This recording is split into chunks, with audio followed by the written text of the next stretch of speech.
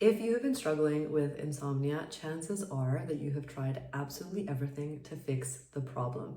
But unfortunately, I'm here to tell you that you're probably trying to fix your insomnia in all of the wrong ways. I'm Fiona, and if you are new here, I used to be a chronic insomniac myself. I am now a holistic sleep coach, and in today's video, which is actually part of a 4-part series, this is video number 2, I'm going to be talking about the second layer, which is so important when it comes to recovery. If you haven't watched my first video already, I will link it up here.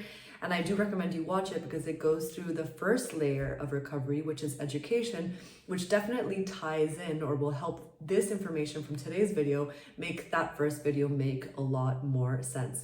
So jumping in, if layer number 1 is education and truly understanding insomnia, layer 2 is going to start breaking down how we can actually break the cycle of insomnia, which is called befriending wakefulness. As a small little recap, we spoke in video 1 that insomnia is this misidentified threat of wakefulness, right? So we have created this conditioned response where we are fearful of not sleeping, hence we do not sleep. So that issue tends to be very paradoxical. And because we are scared of not sleeping, we try and implement all of these thoughts and behaviors, attitudes, everything with the intention of making sleep happen.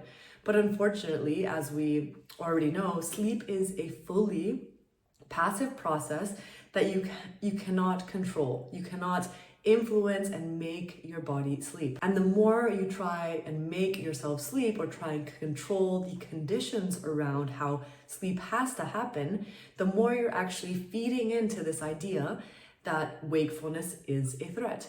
And since this issue is really paradoxical, we have created a fear of wakefulness, hence the actual response and how we need to react to the fact that our brain thinks that is doing the complete opposite. In a way, we're almost trying to trick our brain into believing that wakefulness isn't actually a threat, which is why we call this befriending wakefulness. In a way, it isn't actually a trick. We're reteaching our brain because right now we feel very fearful. We feel very not really at ease by the fact that we are not sleeping. And the reality is wakefulness isn't actually something we need to fear. We hear so much buzz in the world around how much sleep we need to be getting, how it's detrimental for our health if we don't. And all of these narratives are simply contributing to this idea in our head that something bad is going to happen if we don't get our sleep. So now that you know that you don't need to fear wakefulness, you need to start moving that knowledge into one that is actually applicable and is showing your brain that that information is true. And the reason why intellectually we can understand these principles, but in practice they sometimes feel like they're not actually true, is because our survival part of our brain has identified a threat, and it's going to take some time for our brain to truly understand and truly know that that threat isn't actually real. So just like this problem has been perpetuated over the course of time, it's going to be the same way in the reverse. We have conditioned our brain to thinking wakefulness is a threat, and the way out of insomnia is to reteach our brain that sleep is something that does not have to be controlled and that wakefulness is not something that needs to be feared. And unlike popular belief, insomnia isn't just a sleep problem. Insomnia truly is experienced all day and most likely all night. The fact that you have created this conditioned fear to wakefulness probably means that you are thinking about this every single day and probably quite often during the day, because sleep and the fact that you need sleep isn't something that you get to escape. So if you had a conditioned fear to dogs, it's a lot easier for you to avoid dogs on a day-to-day basis, hence not even thinking about the fear, as opposed to something like sleep when you need to almost like face that fear every single day. So you are reminded on a day-to-day basis, like there is something wrong here.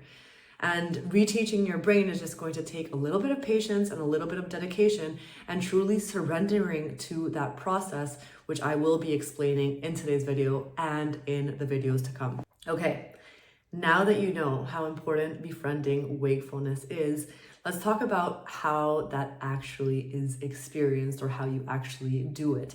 Because oftentimes I have clients ask me, like, I feel like I'm befriending wakefulness, I'm doing all the things, and nothing seems to work. And this is where I want to clarify that befriending wakefulness isn't actually like an action. You can definitely incorporate different activities into your nighttime routine as an effort to, I guess, befriend wakefulness. But befriending wakefulness truly is the embodiment of the experience and the surrender to knowing that sleep cannot be forced, and hence you are teaching your brain that wakefulness is not a threat. So oftentimes when we're struggling with sleep, our default is going to try and control the situation. We start implementing all of these different sleep efforts, behaviors. We start taking supplements, melatonin. We need to have a dark room. We can't sleep with like a snoring partner, whatever it is. But we have created so many different rules around sleep. And all of these narratives are actually contributing to us believing that wakefulness is something that we need to fear. So instead of actually kind of like adding on more things to do, I want you to actually spend a moment of time thinking, are you actually doing these things with an effort and like with the desired outcome of making sleep happen? Or are you doing these things because you genuinely enjoy doing them for yourself as a person? And the reason why it's important for us to recognize whether these are done for inducing sleep versus just enjoyment is where befriending wakefulness actually comes in. Because realistically, you cannot make sleep happen. What you can do is create a space where you can allow yourself to feel tired, sleepy, etc. But all of these behaviors that are intended to help you induce sleep are most likely counterintuitive. So befriending wakefulness truly is showing your brain that when you cannot sleep, that you aren't actually in a position of threat. So using myself as an example, when I was struggling with insomnia and I was going through the motions of trying to befriend wakefulness, I personally used to really struggle with like ruminating thoughts, and specifically when my head hit the pillow. Oftentimes I felt like I'd just like lie there and try and push these thoughts away and try to think about specific things. I'd read my book, but oftentimes the thoughts would actually get the best of me. And I learned that befriending wakefulness for me meant I needed to get out of bed, because I needed to kind of like remove myself from the situation where I had that loop pattern of thoughts in my head. I would take a journal, I would write down without the intention of changing my thoughts. I would purely write down everything that was going on in my head, and I would redirect my attention to do something I enjoyed. So this is quite similar to a principle that comes from CBTI. And I personally believe it to be very, very powerful. You don't actually have to get out of bed for this. You can also do it in bed. But you're trying to just use that time when you can't sleep to actually do something else. So you're redirecting your attention. And oftentimes clients will say, well, like, won't that make me more awake? And that in itself is actually proof that you are afraid of wakefulness. And the more you actually experience like using your time as something you enjoy, and I'm not saying that you need to not want to sleep. Everybody, of course, wants to sleep, but you can definitely use this time to do something else when you can't sleep. So for me, it was always reading a book and it was always journaling. And even to this day, when I have nights where my mind is very active, I oftentimes have something next to me on my bedside table. I have something where I can redirect my attention, and I know that sleep isn't something I need to control or can control.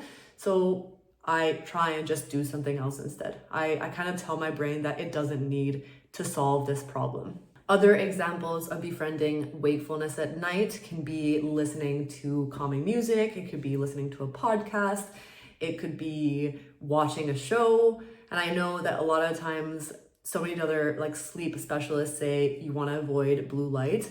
Again, I am so not about these strict rules and conditions, because truly we have all at times fallen asleep watching a movie, which is proof that a screen is not going to keep you awake. And in fact, the more you actually realize that these are like conditioned beliefs, the more you can actually kind of like remove them and notice that they aren't actually serving you and you don't actually need them. And then moving on to befriending wakefulness during the day. So because insomnia truly is experienced all day and also at night, oftentimes our relationship with sleep actually starts as soon as we get up in the morning. So oftentimes we try and make up for sleep. We snooze that alarm. We try and kind of force sleep to happen in the early morning. We start canceling our plans. And again, we're creating this very strict dialogue that sleep is fragile, that wakefulness needs to be feared, and that we cannot go about living our life because insomnia is dominating everything that we are doing. So I also truly believe that trying to stick to a consistent wake up time, not like on the dot, but like within the hour, tends to be very helpful, because this is going to help your body kind of like listen to your natural sleepiness cues at night. And also it actually kind of sets the stage that you're tuning back in with your circadian rhythm. You're not trying to force sleep to happen. And honestly, you're just getting out of bed and you're trying your best to enjoy your life as best as possible within the capacity that you currently have. So befriending wakefulness during the day truly starts with like, okay, you get up in the morning. Yeah, how did you sleep? Maybe not so well. Okay, what are you going to do about it? Or how are you going to enjoy your day? And this is where, honestly, sometimes you just need to fake it till you make it, because it's not that insomnia is not going to be uncomfortable. Like, yes, it's uncomfortable. Yes, you are tired. Yes, emotionally, the thoughts are going to be there. But oftentimes you need to kind of just like get on with life and do it anyway. And in fact, that in itself is befriending wakefulness, because you will actually see over time that there isn't anything to fear. When you still go out and do the plans with your friends and you still try and engage with familiar activities, you're actually teaching your brain, hey, this fear and this narrative that you have created is purely that. It is a story that is going on in my head and not one that I actually need to engage in. So this is where I'd like to touch on that befriending wakefulness during the day is very much this idea that you are reclaiming the narrative from insomnia. So if you have been giving up on plans because insomnia was dominating what you do or do not do, I do want to encourage you to go back and do those things anyway, because whether or not you do or do not go out with friends in the evening, that is actually not going to guarantee whether or not you sleep. But in the end, this is still your life that you want to live, right?